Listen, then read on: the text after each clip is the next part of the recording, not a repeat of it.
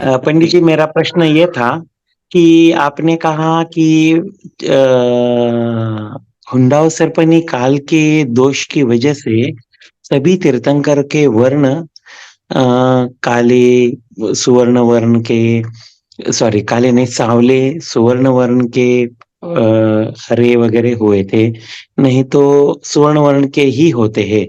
तो जैन ध्वजा भी हमारे पंचरंगी ध्वजा है, ये तीर्थंकरों के वर्ण से है।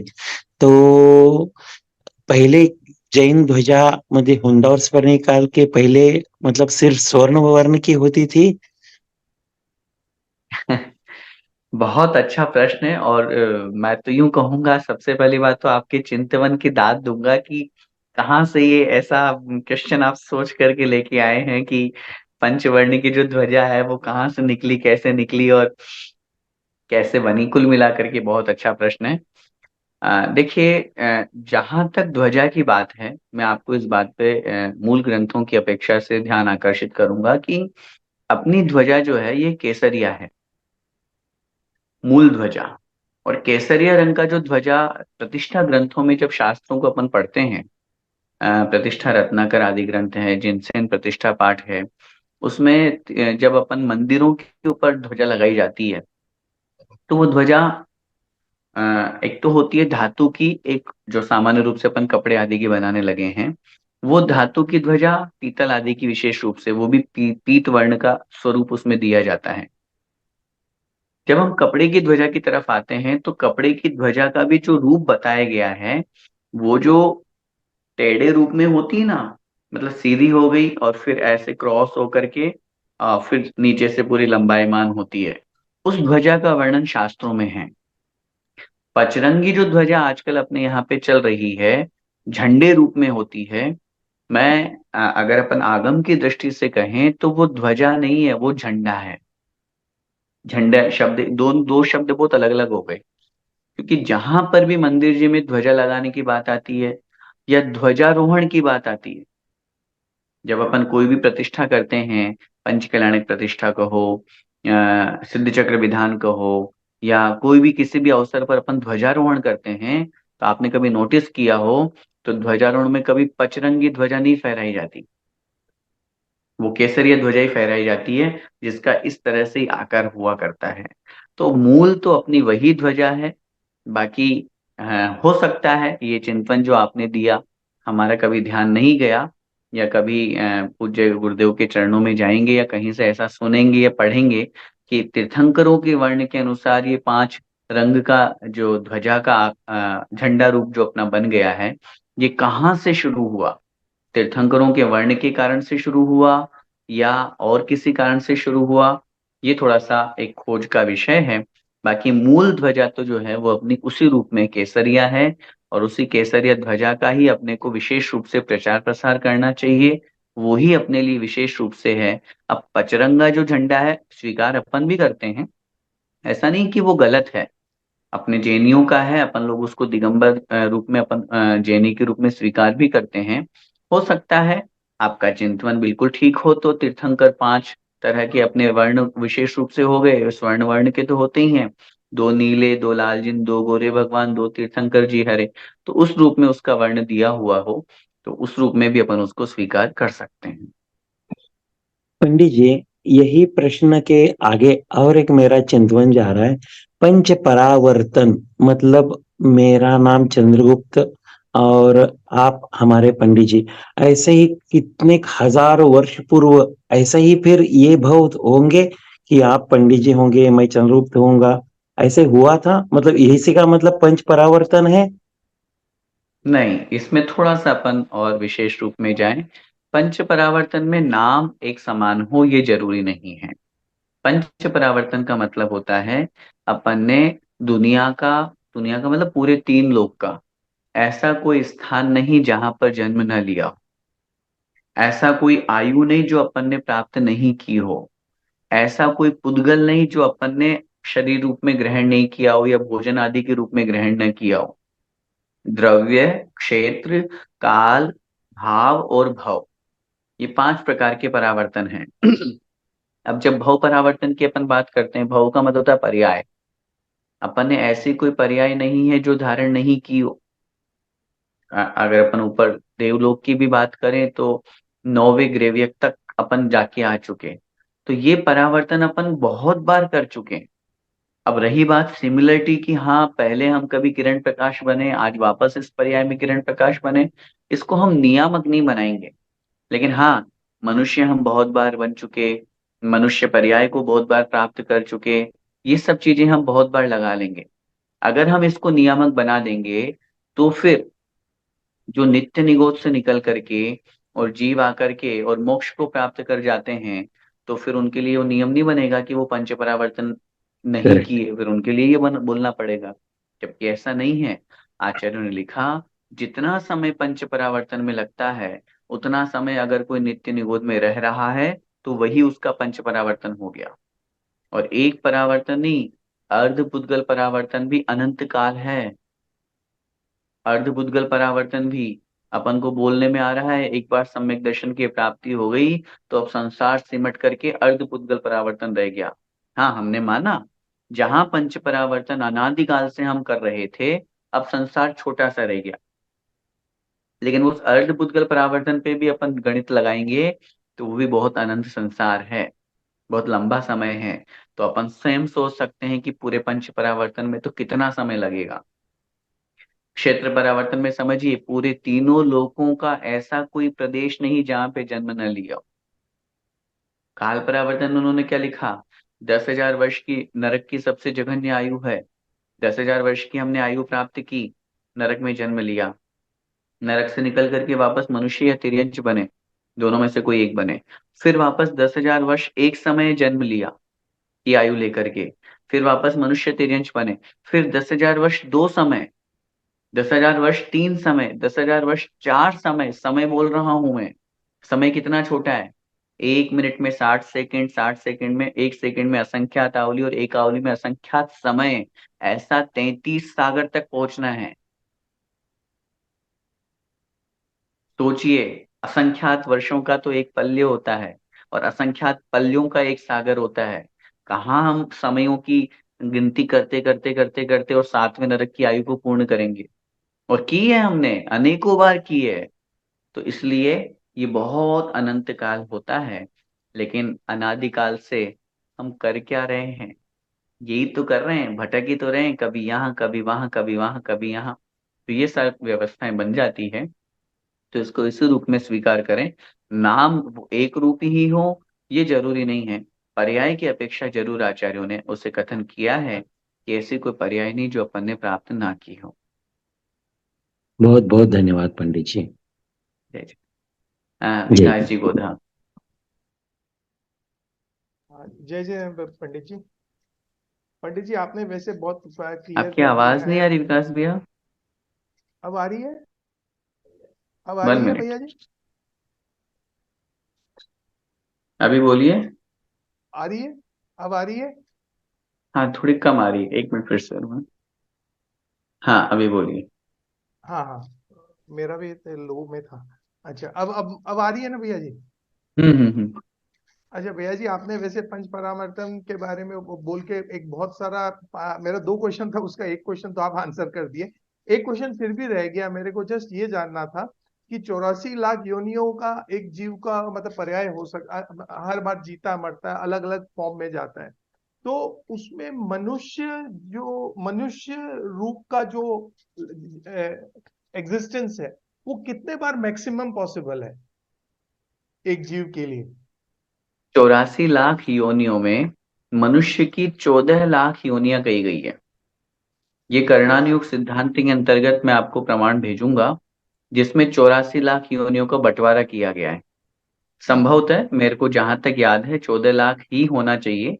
हो सकता है कुछ कम ज्यादा हो, क्योंकि ये सिद्धांत है तो पूरा स्मरण मेरे को जहां तक है 100% 14 लाख ही होना चाहिए, फिर भी कुछ कम ज्यादा हो सकता है। तो 84 लाख योनियों में मनुष्य की 14 लाख योनियां हैं।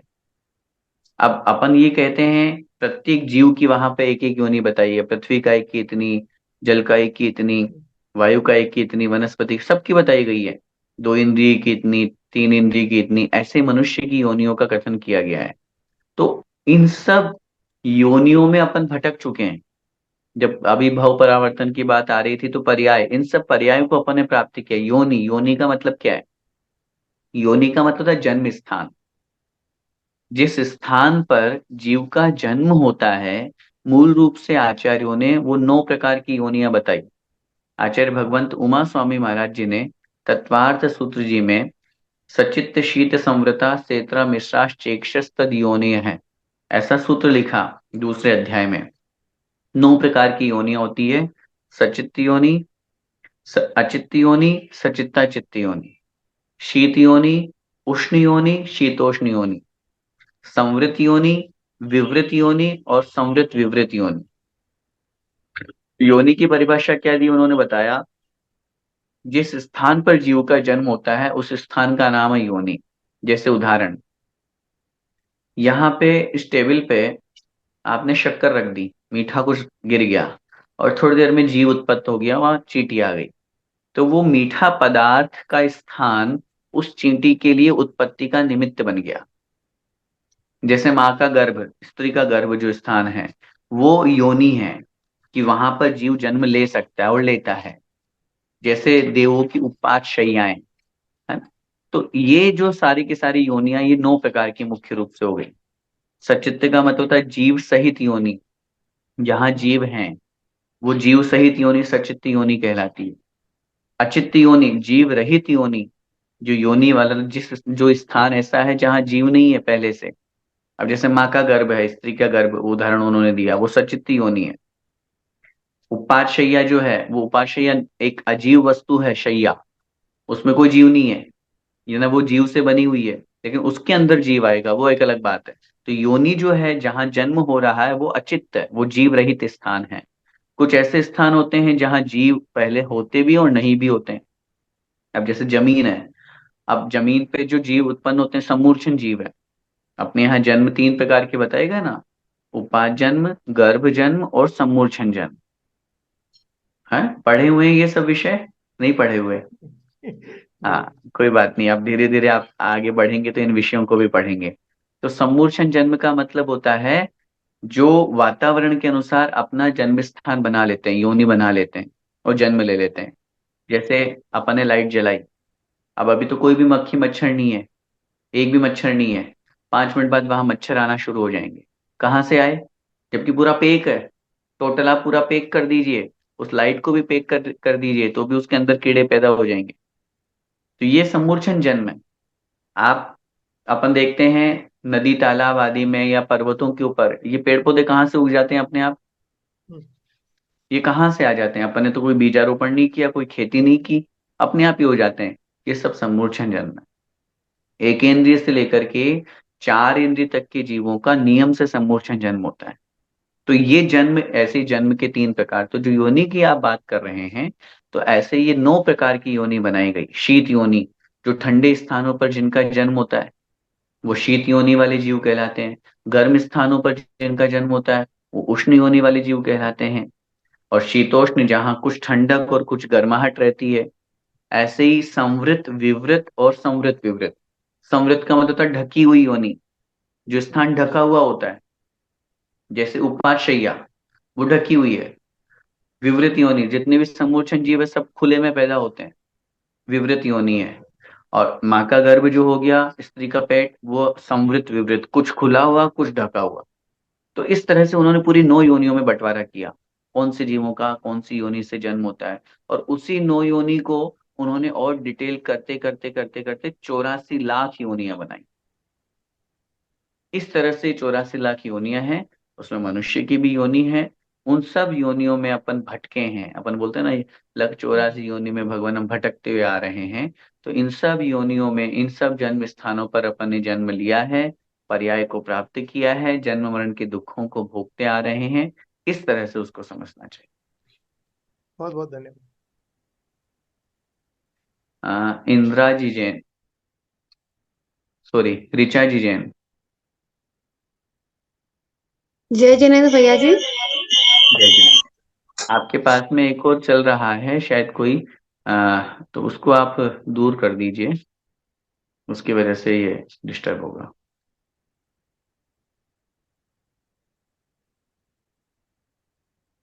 बोलिए ऋचा जी। जय जिनेन्द्र, मेरे दो प्रश्न हैं। जी। पहला प्रश्न तो है, जैसे अभी आपने बताया कि 12 चक्रवर्ती होते हैं, तो भरत चक्रवर्ती की इसमें एक प्रसंग आया था ना कि वो सारी जीतने के बाद 6 खंड जीतने के बाद वो एक चट्टान पे जाते हैं, और वहां पे जब वो नाम लिखने जाते हैं तो वहां पे तो पहले से बहुत सारे नाम लिखे होते हैं, तो कोई जगह नहीं मिलती। हम्म। तो ठीक। मतलब वो चक्रवर्ती तो 12 होते हैं ना। आपका प्रश्न अच्छा है, चक्रवर्ती 12 होते हैं, लेकिन वो इस काल के होते हैं। एक काल में 12 चक्रवर्ती होते हैं, लेकिन पहले भी तो हो चुके। जैसे अभी अपन है अवसर्पणी काल में, तो हाँ ऐसे हाँ। अवसर्पणी निकल गए, पहले उत्सर्पणी निकल गए, तो हर काल में 12 होंगे। तो कितने चक्रवर्ती हो जाएंगे अब तक? अच्छा। हाँ जी। तो टोटल अच्छा। सबका मिला करके कहा गया है। एक्चुअली वो जो है उसका नाम है विजयार्थ पर्वत। और उस हाँ। विजयार्थ पर्वत पर, सॉरी वृषभाचल पर्वत, क्षमा चाहता हूँ, वृषभाचल पर्वत, वहां पर जाकर के वो सब चक्रवर्ती अपना नाम अंकित करते हैं, नाम लिखते हैं। वो नाम जो लिखा जाता है वो युगों युगों तक, सैकड़ों हजारों लाखों करोड़ों अरबों खरबों वर्षों तक वो लिखा हुआ रहता है। ऐसे लिखावट की वहां ऐसी व्यवस्था है। तो इतने सारे चक्रवर्ती हो चुके। तो वो भरत चक्रवर्ती के समय में जब उसको अभिमान हुआ, पहले चक्रवर्ती हुए, भाई मैं ऐसा हूं कि मैं, मेरे द्वारा सबसे पहली बार मैं चक्रवर्ती बनाऊं। तो वहां जाकर के जब उन्होंने देखा, तो उनको समझ में आया कि अरे मेरे पहले तो इतने सारे चक्रवर्ती होकर के नाम पूरा पूरा ये पर्वत जो है वो नामों से भरा हुआ है। तब उन्होंने फिर दूसरे का मिटा करके फिर अपना लिखा। तो मिटा करके लिखने का भी यहाँ प्रसंग ये समझना है कि ऐसे कोई सामान्य से नहीं मिट गया कि अपना हाथ फेरा और इसे को मिटा दिया। उसके लिए भी उनको बहुत मेहनत लगी, जो भी वस्तु के माध्यम से उन्होंने मिटाया, अपना नामांकन किया। तो वहां मुख्य उद्देश्य इस प्रसंग को देने का यही है कि चक्रवर्ती भी बहुत हो चुके, और चक्रवर्ती होने के बाद हमें अभिमान करने की आवश्यकता नहीं है। जब चक्रवर्ती जैसा सम्राट अभिमान में था, तब उसके अभिमान को चूर करने के लिए प्रसंग दिया गया। तो अपने पास तो उस चक्रवर्ती का एक पिन पॉइंट भी नहीं है, इतनी सी भी संपदा नहीं है, फिर हम किस बात का अहंकार करते हैं? अच्छा। और दो प्रश्न थे मेरे, कि एक तो था कि जो हम बोलते हैं ये होता है ना कि केवल ज्ञानी इनका तीर्थंकर भगवान का जो वो होता है, विहार होता है, समाशरण लगता है, तो उनका विहार कैसे होता है? क्योंकि पहले तो आकाश में होता है उनका समाशरण, फिर जैसे सुना है कि सोनागिर जी में 17 बार आया था चंदा प्रभु भगवान का समाशरण, तो उनका कैसे होता है और क्या उनका आहार होता है उस समय? नहीं, देखिए, पहली बात तो आहार का मैं आपको उत्तर दे दूं। तीर्थंकर भगवान जब केवल ज्ञान को प्राप्त कर जाते हैं, तो उसके पश्चात उनका आहार नहीं होता। अच्छा। कवलाहार की जो व्यवस्था है, जैसे अपन लोग भोजन ग्रहण करते हैं, जैसे मुनि अवस्था में अंजुलि के माध्यम से भोजन आहार ग्रहण किया जाता है, वो व्यवस्था केवल ज्ञान के बाद में नहीं होती। ये एक बहुत बड़ी बात है कि केवल ज्ञान प्राप्त करने के बाद में वो आहार नहीं करते हैं, और हजारों वर्षों तक उनका शरीर यथास्थिति और यथारूप बना रहता है।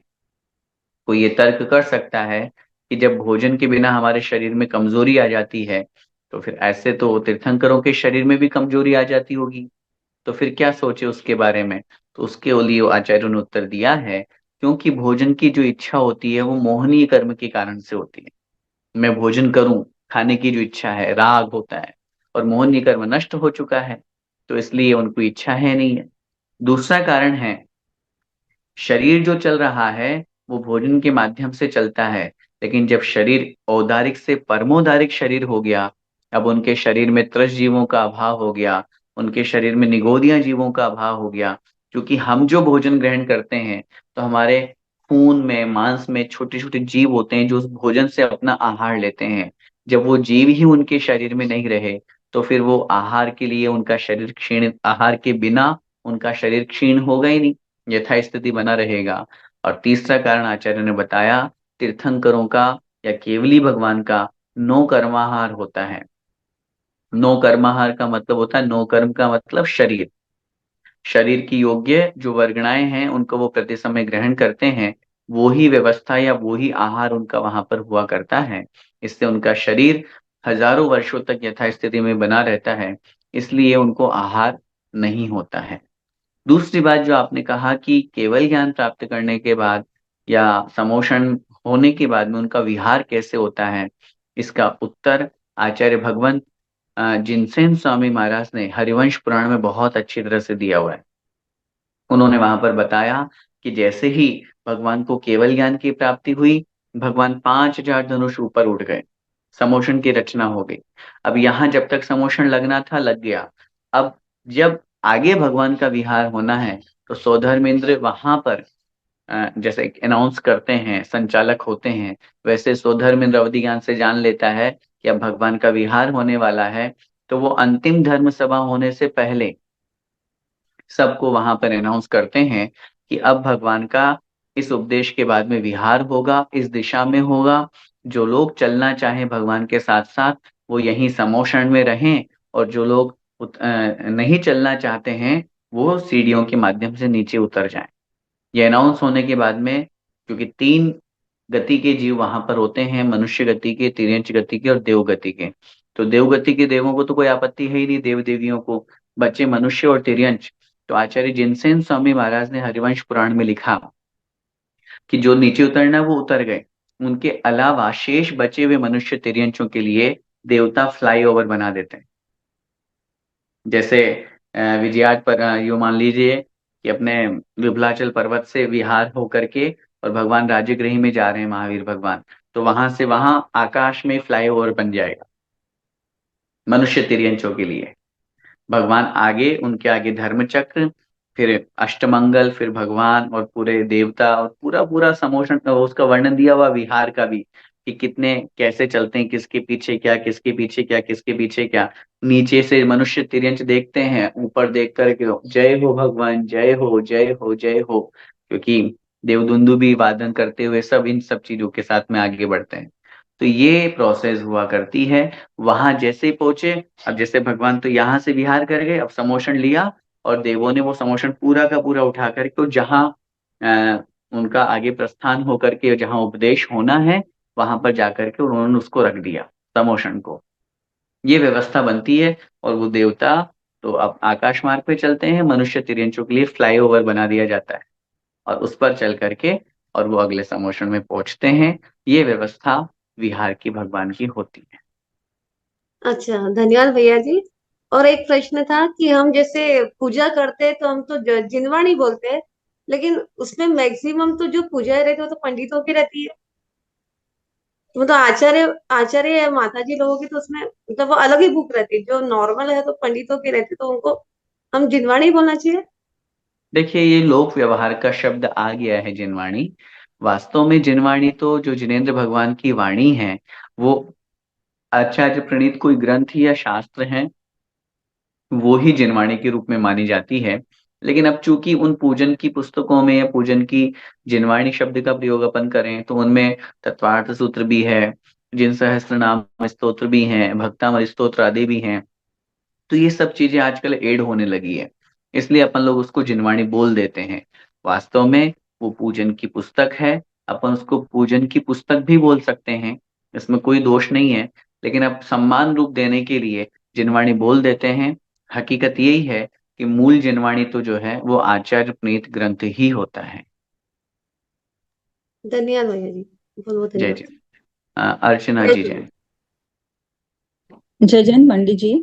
मेरा क्वेश्चन है कि जो चक्रवर्ती होते हैं तो वो युद्ध करके 6 खंड को जीतते हैं, या उनका पुण्य इतना होता है कि जो भी राजा महाराजा होते हैं वो स्वतः ही उनकी अधीनता स्वीकार कर लेते हैं। And the second one is के चक्रवर्ती सम्यक दृष्टि होते हैं, मतलब सारे चक्रवर्ती सम्यक दृष्टि होते हैं और भगवान बनते हैं। ठीक। देखिए, पहला निवेदन तो मैं आपसे ये कहूंगा, हम लोगों के माध्यम से कब बहुत बार अशुद्ध उच्चारण हो जाया करता है। चक्रवर्ती नहीं, चक्रवर्ती। अपन लोग जब शांतिनाथ भगवान का शांति पाठ पढ़ते हैं तब भी बहुत से लोग अशुद्ध पढ़ जाते हैं। शांतिनाथ मुख शशु निहारी, शील गुणव्रत संयम धारी, गुणाव्रत बोल जाते हैं, गुणव्रत होता है। पंचम चक्रवर्ती पदधारी, ये शब्द है वहां पे, और अपन फ्लो फ्लो में बोल जाते हैं पंचम चक्रवर्ती पदधारी। अब चक्रवर्ती और चक्रवर्ती दोनों में कितना बड़ा अंतर है, बताइए अर्चना जी। जी बहुत बड़ा अंतर है, व्रत और व्रती अलग है, वर्ती हाँ, चक्रवर्ती सर करेक्ट है। वर्ती माने वर्तन कराने वाला, जो चक्र का वर्तन हाँ, कराते हैं, जिनके हाथ में चक्र है। और चक्रव्रती माने व्रत को धारण करने वाले। व्रत को तो धारण करना। इसलिए सब लोगों से मेरा निवेदन है कि इन छोटी छोटी अशुद्धियों पर भी अपन ध्यान दें।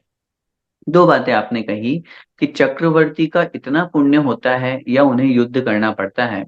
मैंने अपने इस प्रसंग में कहा था, युद्ध के प्रसंग का युद्ध वाला जो प्रसंग है वो सिर्फ और सिर्फ भरत चक्रवर्ती के साथ में हमें शास्त्रों में पढ़ने को मिलता है।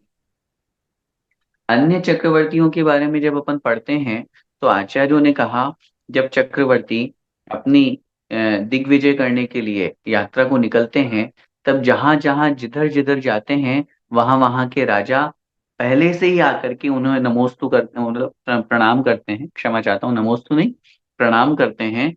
नमोस्तु भी एक तरह से ये शब्द अपन बोले तो नमस्कार करना का अर्थ वाला भाव है।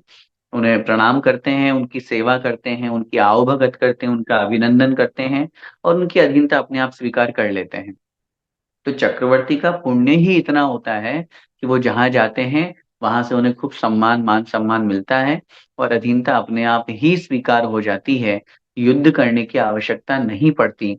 किन्हीं किन्हीं स्थानों पर, या जैसे भरत चक्रवर्ती वाला जो प्रसंग है उसमें जरूर, जहां कोई सामने वाला व्यक्ति थोड़ा सा अभिमानी बोलो या स्वाभिमानी शब्द का प्रयोग वहां करें अपन बाहुबली स्वामी के लिए, तो वहां उन्हें फिर युद्ध की आवश्यकता पड़ती है।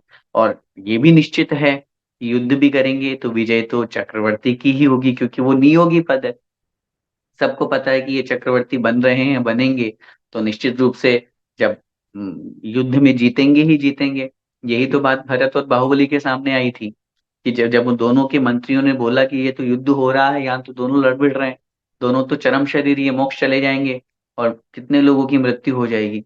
तब फिर वो सारा का सारा तीन युद्ध वाला प्रसंग छिड़ा। तो कहने का तात्पर्य, उनका इतना पुण्य होता है कि वो नियोग से सब जगह जाते हैं और वहां सब उनकी अधीनता स्वीकार करते हैं। रही बात सम्यक दृष्टि और मोक्ष जाने वाली, तो इस विषय में अपन इस बात को समझें, चक्रवर्ती के पद को प्राप्त करने के लिए पुण्य तो चाहिए, लेकिन ऐसा कोई नियामक नहीं है कि वो सम्यक दृष्टि ही हो। क्योंकि सम्यक दर्शन प्राप्त करने के बाद मिथ्या दृष्टि होकर के सातवें नरक में भी चक्रवर्ती के पद को प्राप्त करने वाला जा सकता है। शुभोम शुभम चक्रवर्ती। चक्रवर्ती, हाँ। यस। बिल्कुल। तो शुभोम चक्रवर्ती के बारे में जब अपन पढ़ते हैं तो ये तो निश्चित हो गया कि वो सम्यक दृष्टि नहीं थे। अगर क्षायिक सम्यक दृष्टि होते तो पहले नरक के नीचे नहीं जाते। तो इसलिए चक्रवर्ती के लिए सम्यक दृष्टि होना नियामक नहीं है। और जब ये भी प्रसंग अपने सामने आ गया कि नरक में चले गए, तो ये भी जरूरी नहीं कि उसी भव से मोक्ष जाएं। चक्रवर्ती के लिए आचार्यों ने तीन ऑप्शन बताए हैं शास्त्रों में। अगर वो चक्रवर्ती का ये सब वैभव आदि त्याग करके साधना करें, उसी भव से मोक्ष भी जा सकते हैं, उसी भव से वो स्वर्ग की पर्याय को भी प्राप्त कर सकते हैं और नरक भी जा सकते हैं। मनुष्य तिर्यंश नहीं बनेंगे, ये डेफिनेटली है। तीन पर्याय उनके लिए, तीन ऑप्शन हैं। अगर अपनी इन 12 चक्रवर्तियों की बात करें तो इन 12 चक्रवर्ती में से 8 चक्रवर्ती मोक्ष गए, 2 चक्रवर्ती स्वर्ग गए और 2 चक्रवर्ती नरक गए, इन 12 में से। तो हो सकता है 12 भी मोक्ष चले जाएं, हो सकता है 12 में से एक भी न जाए। तो ये तीन तरह के ऑप्शन अपन को समझना चाहिए। जी धन्यवाद पंडित जी। जय जिनेन्द्र। जैन जी के नाम से है ये, आई थिंक नीलम भाभी होगी। जय जिनेन्द्र भाई पंडित जी। जय जिनेन्द्र बेटा। पंडित जी, मेरा एक प्रश्न है कि जब भरत चक्रवर्ती पर्वत पे अपना नाम लिखने गए थे तो वहाँ पे जगह नहीं थी, तो फिर बाकी के चक्रवर्ती जैसे कि शांतिनाथ भगवान, कुंतनाथ भगवान, अरण्यनाथ भगवान, इन्होंने अपना नाम कहाँ पे लिखा और आगे आने वाले चक्रवर्ती वो अपना नाम कहाँ पे लिखेंगे? जैसे भरत चक्रवर्ती ने किया वैसे इन्होंने किया। भरत चक्रवर्ती ने भी अपना दूसरों का नाम हटा करके अपना नाम लिखा, तो डेफिनेटली अपन वही बात कहेंगे कि फिर तो सब जगह भरी हुई है। तो जो सेकंड नंबर के चक्रवर्ती हुए उनको भी नाम तो लिखना था, तो वो भी पहले दूसरे का हटाए होंगे फिर अपना नाम लिखे होंगे। ऐसा ही शांतिनाथ कुंथनाथ अरनाथ भगवान ने किया होगा कि वो भी वहां गए, वहां उन्होंने दूसरों का नाम हटाया मिटाया, फिर अपना नाम लिखा। आगे जो भी चक्रवर्ती होंगे वो भी ऐसे ही करेंगे। फिर भैया जी ये तीर्थंकर पंडित जी ये तीर्थंकर करेंगे तो इसमें पाप नहीं है, पाप नहीं रख पहली बात तो वो अभी तीर्थंकर नहीं बने हैं। तीर्थंकर तो जब केवल ज्ञान प्राप्त करके मोक्ष को प्राप्त करेंगे तब बनेंगे, अभी तो वो गृहस्थ हैं। अगर अपन ऐसा बोलेंगे कि फिर उनको पाप नहीं लगेगा क्या, तो ऐसे तो वो घर गृहस्थी के तो सारे काम कर रहे हैं, युद्ध भी लड़ रहे हैं, खाना पीना भी कर रहे हैं, राज्य का भोग संपदा का उपभोग भी कर रहे हैं, सब कुछ कर रहे हैं। तो उस स्थिति में वहां वो सब चीजें माफ कही जाती है, या वो क्रिया उनको करना ही करना है। लेकिन हाँ इतना जरूर है, उस समय तो उन्होंने दूसरे के नाम मिटाने का मन में भाव आ गया, लेकिन आगे ऐसे परिणाम आते हैं कि नहीं भगवान मुझसे गलती होगी। जब वो मुनि बनते हैं, जब प्रतिक्रमण करते हैं, जब सामायिक करते हैं, तो सब जीवों से क्षमा याचना करते हैं, तब फिर उनके वो पाप जो उन्होंने किए थे वो धुल जाते हैं या पाप नष्ट हो जाते हैं। जब वो ध्यान करते हैं, शुक्ल ध्यान को प्राप्त होते हैं, तो न केवल इस भाव के बल्कि पहले के सब पापों को सब कर्मों को वो नष्ट कर देते हैं। तो ये प्रक्रिया वहां पर होती है। धन्यवाद पंडित जी। जय जिनेन्द्र। और किन्हीं महानुभाव का कोई प्रश्न? ठीक, आइए जिनवाणी स्तुति। जावाणी के ज्ञान ते सूझे लोकालोक, सोवाणी मस्तक नमु सदा देत हूँ ढोक। हे जिनवाणी भारती तो हे जपू दिन रेन, जो तेरा शरणा गहे सो पावे सुख चैन। देव भजू अरिहंत को गुरु सेवा निर्ग्रंथ, दया धर्म पालू सदा यही मोक्ष का पंथ। नौवर्ण मुख।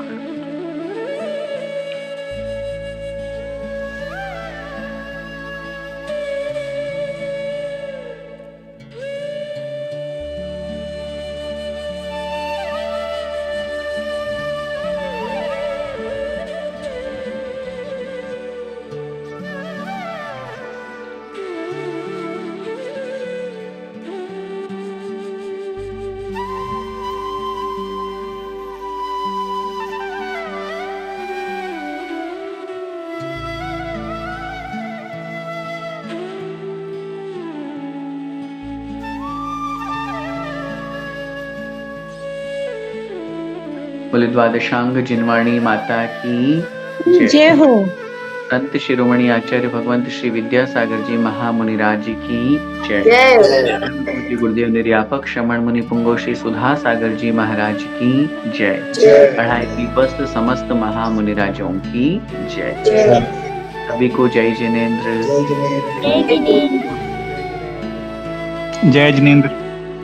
जय जिनेन्द्र।